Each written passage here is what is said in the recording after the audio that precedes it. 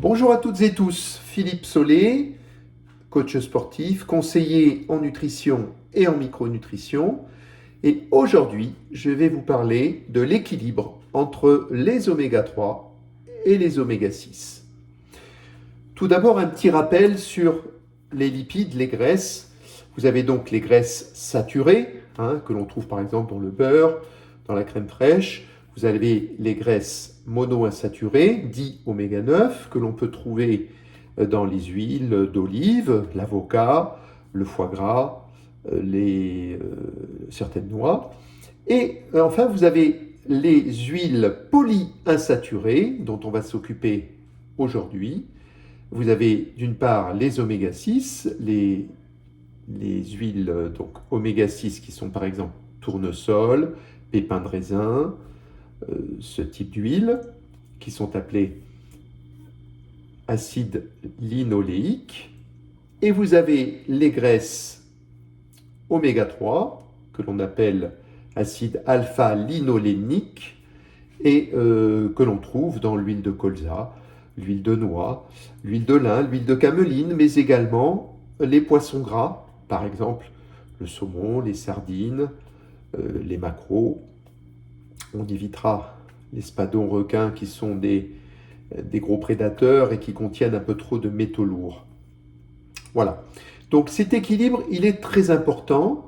Il devrait être de environ 3 oméga 6 pour 1 oméga 3. Et vous avez à peu près actuellement dans l'alimentation traditionnelle environ 15 oméga 6 pour 1 oméga 3. Donc il y a un gros déséquilibre, on voit bien, et des problèmes se posent, des problèmes de santé se posent par rapport à ce déséquilibre. Alors, dans un premier temps, je pense qu'il faudrait réduire ces oméga 6 qui sont beaucoup trop présents dans notre alimentation et qui sont nécessaires, les oméga 6 sont nécessaires, mais en excès, ils posent problème. Et quels sont les problèmes posés par trop d'oméga 6 ? Eh bien, ça va favoriser des inflammations, il va y avoir une agrégation des plaquettes au niveau du sang, donc un sang plus épais. Et à la longue, ce déséquilibre trop important peut entraîner par exemple un infarctus ou des problèmes d'ordre inflammatoire, des maladies inflammatoires de type certains cancers par exemple. Donc ces oméga 6, il faut les diminuer. Ils sont présents dans les céréales, mais également dans les viandes d'élevage intensif. Et puis bien sûr, je vous le disais, dans l'huile de tournesol, l'huile de pépins de raisin, ce type d'huile, l'huile de maïs, qu'il faudra soit éliminer de son alimentation, soit diminuer fortement. Par contre, évidemment, en ricochet, il faut évidemment augmenter les oméga 3, qui eux sont très déficitaires. Ces oméga 3 sont donc présents dans les huiles dont je vous ai citées, principalement l'huile de colza, l'huile de lin, l'huile de cameline, l'huile de noix. Et il va falloir donc augmenter la quantité de ces huiles dans l'alimentation, tout en gardant une dose raisonnable, en association avec les oméga 9. Par exemple, dans une journée, une cuillère à soupe d'huile d'olive et une cuillère à soupe d'huile de colza, par exemple. Ça, c'est déjà un bon départ. Mais également, ces huiles oméga 3, elles créent à l'intérieur de l'organisme, elles transforment à l'intérieur de l'organisme, plus exactement, l'acide alpha-linolénique, l'oméga 3 de l'huile de colza, se transforme en EPA et DHA. L'EPA et DHA, ce sont ce qu'on appelle les graisses des huiles de poisson, par exemple. Alors, cette transformation se fait naturellement, mais elle est moins efficace en vieillissant.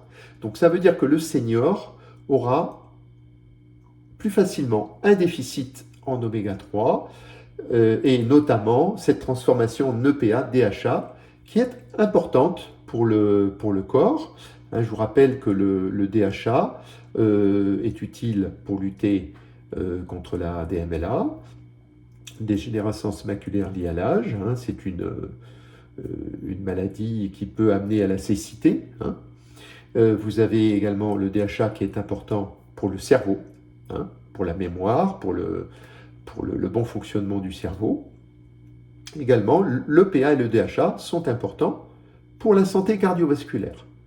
Donc, il faut maintenant essayer de rééquilibrer cette alimentation pour diminuer les oméga 6 et augmenter vos oméga 3 de façon à petit avoir un équilibre avec un petit peu plus d'oméga 6 que d'oméga 3, on l'a vu, mais de l'ordre de 3 oméga 6 pour 1 oméga 3, et pas le déséquilibre actuel qui va favoriser évidemment une santé qui va se dégrader malheureusement s'il y a vraiment trop d'oméga 6. Ce n'est pas le seul facteur évidemment pour dégrader la santé, mais il est important et j'insiste là-dessus, sur cet équilibre entre ces matières grasses d'oméga 6 et d'oméga 3. Eh bien écoutez, je vous laisse réfléchir à tout cela et puis peut-être mettre en pratique petit à petit. Hein, tout ne se fait pas en un jour, ça prend quelques semaines de façon à rééquilibrer un peu ce déséquilibre. Je vous remercie, à très bientôt.